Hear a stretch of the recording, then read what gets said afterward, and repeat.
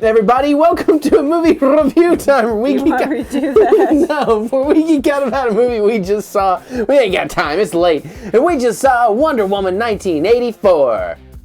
Whoo! It's 3:28 a.m. Fuck. Yeah, there goes. Oh, man, well within the first 30 seconds. This is already a train wreck. You want to redo it? So, you have to remind me not to curse. Usually I talk for 30 seconds. Okay. We're here to talk about a movie we just saw. We just saw Wonder Woman 1984. We're like right out of my movie theater. We aren't really critics or reviewers, but we like to talk about movies. We geek out about them that we like. We just want to talk about them a little bit.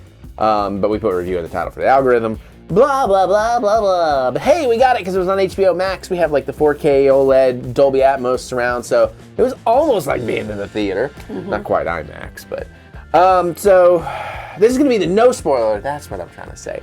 This is going to be the no spoiler review. We aren't going to put any spoilers in this one. If we say a spoiler, we'll cut it out. But we will have a spoiler review out later today because I'm not getting this out tonight. Or maybe it's tomorrow. I don't know. It's 3:30 in the morning. It comes out when it comes out. Yeah, things went late today. Anyways, is that everything I say before we start talking about it? Sure. All right. It was awesome. See you later. No, I'm just, I'm just kidding. All right, so, no, I did really enjoy it. Obviously, I had high expectations. Love the first one. I think this one is... Parts of it were as good or better than the first one. Parts of it didn't work as well for me. I think some of that may just also be expectations because the first one was so good that, you know, it's like, okay, I kind of knew I knew what to expect here. So I didn't quite get that thrill of it exceeding my expectations. Recently rewatched the first one. Well, I recently rewatched all of the DC movie universe and did Patreon reviews for them. So it's only been a few months since I rewatched the first one. I see. I haven't watched it since we saw it in the theater. Oh, wow. So it has been a minute for you. Yeah. But, I mean, it's colorful. It's awesome. It starts off in a way that really feels like the Richard Donner Superman. And I kind of appreciate that. Like, they really kind of push that goofy... even 80s filmmaking vibe a little bit in the early parts of the movie.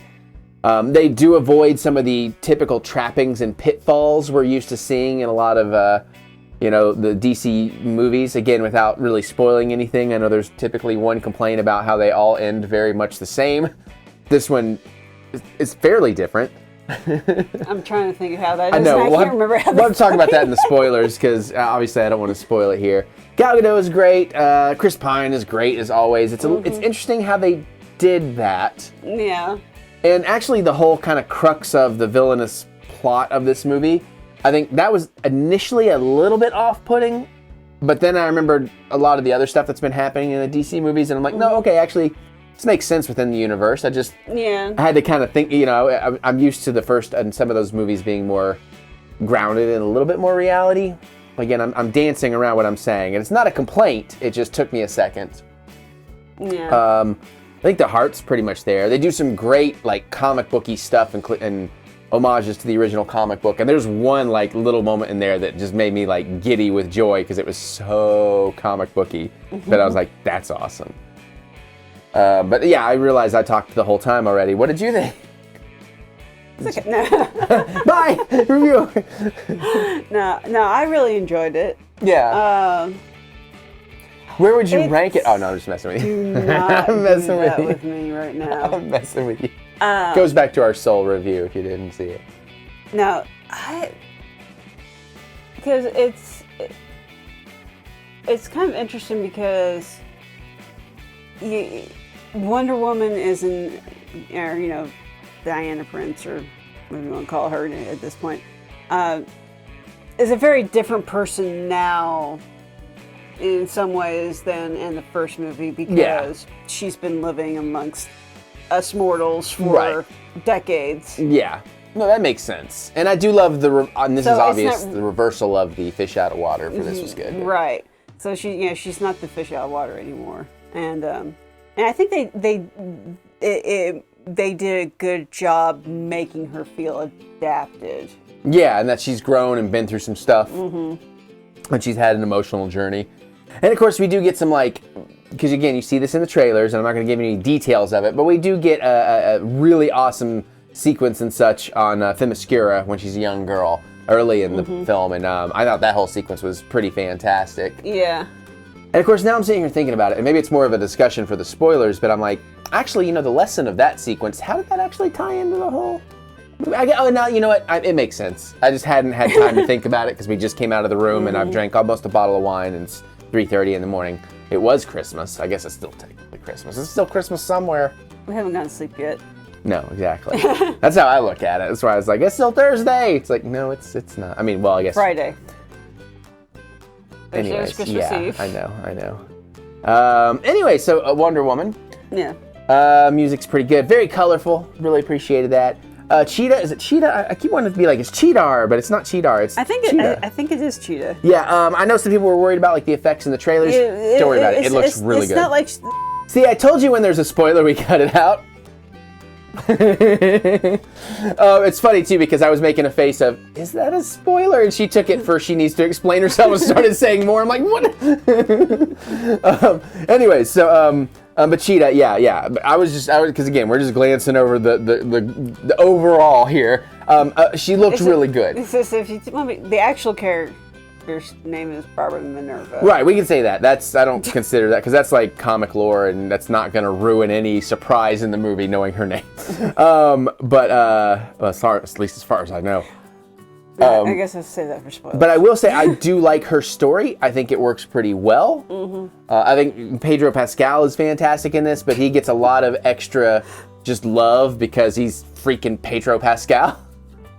He's quickly become one of those people like a... I had a running commentary of jokes going through my head based off of Mandalorian the entire time, so that was... Yeah. Well, I just... I forgot what I was going to say. I've started to put him in the category now as like and I don't mean quality of acting talent or anything, just in lovability of like a Bruce Campbell or a Nathan Fillion or somebody like that. It's like, he's in it, I'm in, I want to see it, I'm going to enjoy him. You know what I'm saying? And you definitely get some of that in here. And he does some really good stuff. There's some subtleties going on in his performance and everything, and he does some interesting things here. The time period was great, especially for us because we grew up in it. Man, I don't really remember 84. Well, I'm not saying I specifically remember 84, but I remember the 80s and some of the things in there definitely hit like little memory nostalgia buttons of, oh yeah, I vaguely kind of remember that little thing and whatnot. It is interesting that they had that awesome sequence in Hawkins Mall. And Was it? Oh, that's the same set. Like that's pretty much the go-to mall now because it's like this what was condemned or something. It's like this shut down mall. It was the same place. Yeah, it's they all look the same to me anyway. Well, it's because in the movies lately, it's always been the same mall, like in all the movies and TV shows. Because they're using that one because it's a great mall and it's like it was going to shut down and get demolished. And I don't know, I guess somebody bought it and said, now it's a movie studio and made money out of it. So that's pretty cool. Yeah, I like kind of the hectic randomness of this too. There was some like a couple of weird, strange things in this that were kind of fun. I like how they handled the lasso, especially because I started questioning, how does that work exactly? And there's like this one shot that kind of explains some of my questions. So I was like, okay, that's kind of what I figured, but it's good on you for putting that in there. The action scenes are pretty awesome. Yeah. I thought those worked really well. Like the chase was really great, the mall sequence, and I'm not going to say anything else. I thought all those were really good. Can we rush this up so we can get spoilers? Yeah, I know, it's late. Almost. I just want to talk spoilers. Now I don't know how long we've been going because I had to cut in the middle. I feel like there is kind of a mid-credit scene. I appreciate it. You can kind of see it coming. I'm debating on how much I like it or don't in terms of how fan servicey did that actually feel. And I love fan service, but this is one of those where it almost feels a little too on the nose, like a little too like, oh okay. So I don't know. I don't hate it by any means, but I think it was okay. I appreciate that they did it. But again, right out of seeing it, I got to give it some time to process. So, I'm not sure where that sits with me at this point. But also some of that may have been my hopes and expectations of what I would have liked to have seen, and then of course my whole brain is running as we get near the end of the movie. It's like, well, what could we see because this is set before so many other events? It's like if we do get any cameos or whatnot, what could it be? No, good, it wasn't your microphone. That was my cell phone. But yeah, and again, it's 2.5 hours, which I had no idea. Which sucks for us because we're watching it so late and having to do all this. But it did not at all feel like 2.5 hours. I do feel like, and I can't remember specifically where now, but I feel like there was one sequence that dragged a little. There was one moment where I'm like, all right, come on. I'm losing the energy here a little bit. But yeah, it's pretty cool, man. And they do some good touches throwing back to the first movie and all that too. So yeah, I mean, it's kind of what you expected. It's really good. You know, I can't say it's great. I don't know. Is it my favorite? I'm not asking you. Is it? But before, as we wrap this up, is it? Okay, well, first question, is it worth, if you don't have an HBO subscription, which includes HBO Max, by the way, if you didn't know, if you need to, would you subscribe just for this movie? Well, again, I think like Soul, I'm going to say yes, because even if you subscribe for 1 month and cancel, it's cheaper than the movie ticket. Can you get HBO Max if you don't have cable? Yeah, okay. You can just subscribe to HBO Max. Okay. You know, so... But yeah, because I mean, again, you're getting a deal here. Not that I necessarily want to encourage. I don't know. I mean, I'm down with this straight to streaming for like the year. Like, I like that plan. It sucks, and I think a lot of these movies should get a theatrical release when things fully open back up. Because some of these movies I would gladly go back and rewatch in like an IMAX. I mean, hell, even Bill and Ted, because I didn't get to see that in the theater, and I know a lot of people are getting to see this in the theater. Theater prices, yeah. I mean, if you're a super DC fan and you feel comfortable with going, do it. If you like the other DC movies, you're gonna like this one. And where does it rank for me though? Is kind of what I'm trying to figure out. Like, but then I'm like trying to figure out what even are my favorite DC movies, because I really love a lot of each one of the DC movies, but I don't know that any one DC movie I have completely loved. And when it comes to the comics and the cartoons, I love DC more than I love Marvel. But when it comes to movies and television, Marvel has been killing it for me. So it's really hard to say, you know, like... I have a toss-up between Shazam and Aquaman. See, and again, me having rewatched those recently, Shazam, sure. Shazam's super fun. Aquaman, I don't know. I don't hate on Aquaman. There's a lot of great stuff in there, but then it's also just like we've already cursed, such a CG clusterfuck at times that I'm like,